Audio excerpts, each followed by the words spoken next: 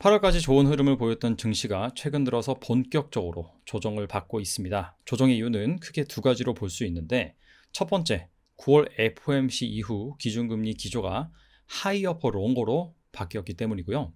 두 번째, 셧다운 불확실성이 커지고 있기 때문입니다. 먼저 재차 불거진 기준금리 리스크에 대해서 살펴보면 6월 FOMC 점도표에선 2024년 금리 컨센서스가 4%대로 2024년에 최소한 3번에서 4번 정도의 금리 인하가 있을 것으로 예상이 되었습니다. 하지만 9월 FOMC에서는 2024년 기준금리 컨센이 5%대로 바뀌었죠. 보시다시피 4.75에서 5.5, 이거를 단순 평균 내면 5.1% 정도 나옵니다. 따라서 빨라도 내년 하반기에나 금리 인하가 있을 것이며, 금리 인하를 하더라도 한 차례에서 두 차례에 불과할 것이다 라는 컨센서스가 형성이 됐습니다. 이에 따라서 시장에서는 재차 채권 금리가 치솟고 있고요. 여기에 사우디와 러시아의 감산으로 인해서 국제 유가가 단기적으로는 90달러를 돌파하는 등 헤드라인 물가를 자극하고 있습니다. JP모건 체이스 CEO 제이미 다이머는 미국 기준 금리가 7%대까지 치솟을 수 있다라고 경고하기도 했습니다. 또한 셧다운 관련 이슈도 있죠. 미 의회 역사상 처음으로 하원 의장 해임이 됐습니다. 45일짜리 임시 예산안이 통과가 되었지만은 예산안 통과에 적극적으로 개입했던 하원 의장의 해임으로 11월 임시 예산안이 끝나는 시점에 정부 셧다운 이슈를 더욱 자극할 수 있을 것이라는 불안감이 형성되고 있습니다. 이 기사를 보시면은 미국의 신용등급 강등 전망도 나온다. 자, 이런 얘기도 있죠. 방금 말씀드린 두 가지 이슈, 가뜩이나 부진한 채권 시장을 더욱더 자극하고 있는데요. 4일 한때 미국 10년물 채권 금리는 4.8%를 훌쩍 넘겨서 2007년 이후 최고치를 기록하기도 했습니다. 채권 금리 상승은 언제든지 제2의 실리콘밸리뱅크 파산 이슈를 야기시킬 수가 있습니다. 자산 시장이 촉각을 곤두세우고 있는 이유입니다. 본래 자산 배분은 포트폴리오 기본은 주식과 채권을 나눠서 투자하는 것이죠. 역사적으로 보면 두 자산 간 상관관계가 마이너스를 띠기 때문입니다. 그런데 최근 상황은 주식과 채권이 동시에 하락하는 기이한 현상이 벌어지고 있습니다. 이렇게 불확실성이 만연한 상황에서 돌파구가 될 투자처는 과연 무엇일까요? 이를 알아보기 위해서는 올 들어 강한 흐름을 보인 자산군을 살펴볼 필요가 있습니다. 한국에서는 반도체, 2차 전지 등 일부 기업들이 증시 상승을 견인하고 있어요. 미국에선 엔비디아, 마이크로소프트, 메타, 알파벳, 아마존 등 단연 빅테크 주식들이 미국 지수 상승을 견인했습니다. 실제 미국 주요 테크 기업들로 구성된 INDXX US 테크 탑 10 인덱스와 S&P 500 지수를 비교해보면 10월 3일 기준으로 INDXX US 테크 탑 10 인덱스 같은 경우에는 59.3% 상승을 했습니다. 반면 S&P 500 지수는 10.6% 상승에 불과했죠. 조정이 시작되던 최근 3개월 수치만 비교해 보더라도 S&P 500 지수는 4.8% 하락한 반면에 INDXX US 테크 탑 10 인덱스 같은 경우에는 2.9%, 거의 한 절반 수준의 하락률을 보였습니다. INDXX US 테크 탑 10 인덱스가 더 많이 올랐음에도 조정장에서는 상대적으로 선방하는 것을 알 수가 있습니다. 이런 테크탑 10 주식들엔 공통점이 있습니다. 바로 4차 산업혁명의 핵심이 되는 기업들이라는 점이죠. 구체적으로 다가올 AI 혁명의 대표적인 수혜주로 지목받고 있습니다. 엔비디아의 창업자인 젠슨 황, 그리고 마이크로소프트의 창업자인 빌 게이츠는 모두 AI 기술에 대해서 넥스트 빅띵이라고 말해 세간의 관심을 끌고 있습니다. 여기에서 말하는 큰 변화는 10여 년 주기로 세상을 바꾸었던 혁명, 인터넷 혁명이라든지 PC 혁명, 스마트폰 혁명을 뜻합니다. 빅테크 기업들이 유독 AI 혁명을 주목하는 이유는 AI는 다가올 테크 혁명의 중요한 인프라 역할을 하기 때문입니다. AI의 발전은 비단 AI 자체로 종결된 것이 아니라 미국 빅테크 기업들로 하여금 새로운 비즈니스 영역에 대한 진출뿐만 아니라 기존 산업과 접목시켜 효율성을 극대화시킬 수 있습니다. 실제 제이미 다이머는 AI 덕분에 주 3.5일 일하는 시대가 올 것이다 라고 밝히기도 했죠.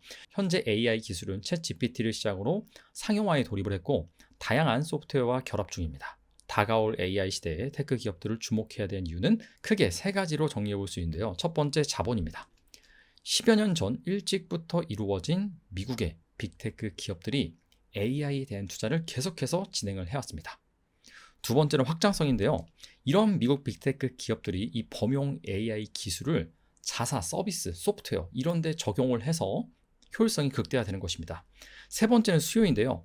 AI 기술 적용이 늘어나면서 미국 빅테크 기업들의 하드웨어 제품 수요 역시 동반 증가할 수가 있습니다. 미국 테크 탑10 기업들이 본격적으로 AI에 투자를 시작한 게 언제일까요? 보통은 10년 전부터로 알려져 있습니다. 10년 넘게 수익을 보지 못했다 하더라도, 혹여 투자한 기업이 망했다 하더라도 투자와 M&A를 통해서 누구보다도 활발하게 AI에 투자를 해왔습니다.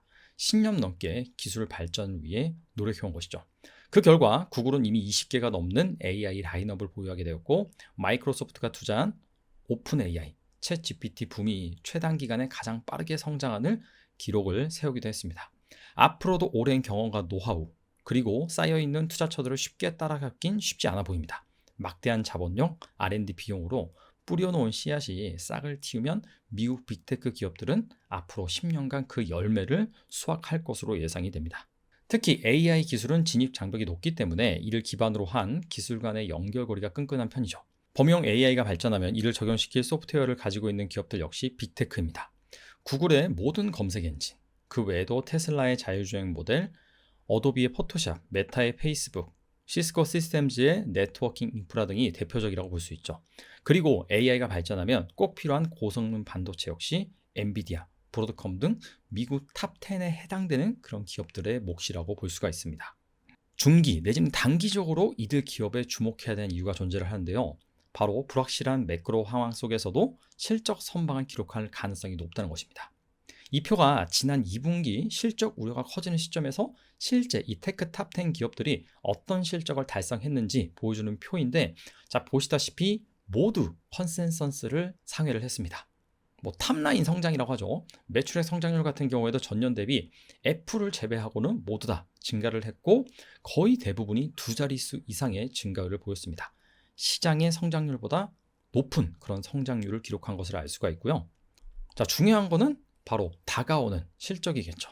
레피니티브에 따르면 10월 3일 기준 테크 탑10 기업들의 최근 1개월간 향후 12개월 EPS 변화율을 살펴보면은 테슬라를 제외하고, 테슬라 같은 경우에 최근 또 가격 인하를 단행한다고 해서, 자, 보시다시피 이렇게 이 컨센서스가 좀 낮아졌는데, 이 기업을 제외하고는 모두 다 최근 1개월간 향후 1년간 벌어들일 EPS죠. 이게 상향 조정이 되고 있습니다. 아시다시피 최근에 매크로 불확실성이 있는 상황에서도 이 기업들은 굳건한 이익 증가 기대감을 현재 보여주고 있다라고 볼 수가 있고, 그렇기 때문에 아무래도 주가 하락의 안전판 역할을 할 것으로 기대가 됩니다. 저성장, 고물가가 지속되는 스태그플레이션 상황에서도 이 테크 탑10 기업들이 지속적으로 성장할 수 있을 것으로 기대되는 배경에는 아무래도 이 강력한 경제적 해자를 바탕으로 가격 전가력이 있기 때문입니다. 물가가 오르더라도 MS 오피스를 사용하지 않을 수는 없고, 구글 사용자가 극단적으로 감소하지도 않겠죠. 광고 수익을 기반으로 실적을 내는 구글과 메타가 있지만 2022년 어두웠던 터널을 이미 지나 AI를 활용해 더 나은 이용 경험을 선사하는 중입니다. 애플도 경기 하강에 아이폰 매출은 부진했지만 앱스토어, 애플뮤직, 애플TV 등이 포함된 서비스 부문 매출이 전년 대비 8% 늘었고요. 소프트웨어 부분에선 여전히 성장 중인 것을 확인할 수가 있습니다. 추가로 아이폰 15, 중국 공산당원 판매 금지 이슈로 약간 노이즈가 있었는데, 실제로 판매를 시작하니까 전작보다 더 잘 팔린 것으로 추정되는 그런 분석 기사들이 여기저기서 나오고 있고요. 테슬라 역시 영업이익은 부진했으나 당장의 수익성보다는 시장 점유율 확대에 초점을 맞추고 있는 상황 속에서 테슬라의 계획도 순항 중이라고 볼 수가 있습니다. 미국 테크 탑10을 구성 종목으로 하는 INDXX, US 테크 탑10 인덱스를 추종하는 국내 ETF는 타이거 미국 테크 탑10 INDXX ETF가 있습니다. 9월 15일 기준 개인 투자자들의 보유 금액만 1조 837억 원에 달합니다. 많은 투자자들이 장기 투자하는 ETF 중 하나라고 볼 수 있고요. 국내 미국 주식을 담고 있는 ETF 중에서 개인 투자자분들에게 나스닥 100, S&P 500이 이어 세 번째로 인기가 높은 ETF입니다. 오마하의 현인이라고 불리는 세계 최고의 투자자 워렌 버핏은 좋은 주식을 적절한 가격에 살 것을 강조를 했죠. 시장은 바보가 아니기 때문에 미래 성장성이 있으면서 경제적 해자를 가지고 있는 기업들, 좀처럼 싸게 거래되지가 않습니다. 따라서 이런 기업들은 특별히 주식시장이 과열되었을 때를 제외하고는 꾸준히 모아가는 것이 좋죠. 그런데 최근 불확실성 때문에 점차 주가가 내려오고 있는 것은 희소식입니다. 4차 산업혁명에 이어 다가온 미래를 가장 높은 성공 확률로 투자하고 싶다라고 한다면 이번 조선기에 타이거 미국 테크탑 10 INDXS ETF에 관한 관심을 가져보는 것도 좋다고 생각을 합니다. 감사합니다.